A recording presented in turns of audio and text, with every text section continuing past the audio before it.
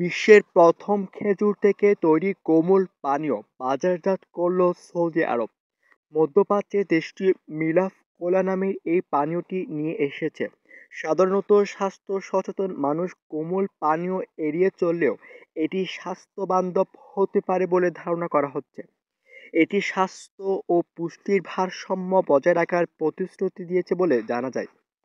নভেম্বরে রিয়াদ ডেট ফেস্টিভ্যালে সৌদি কৃষিমন্ত্রী আব্দুর রহমান আল ফাতহি এবং তুরাত আল মদিনা কোম্পানির সিইও বান্দার আল কাহতানি এই পানীয়টির উদ্বোধন করেন।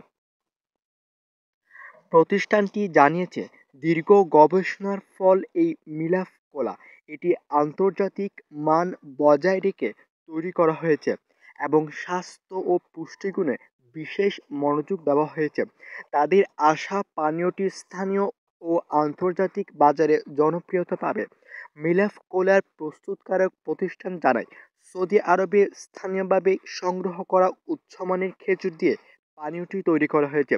প্রচলিত কোমল পানীয়ের প্রচলিত কোমল পানীয়ের তুলনায় এটি অনেক বেশি স্বাস্থ্যকর ও পুষ্টিকর।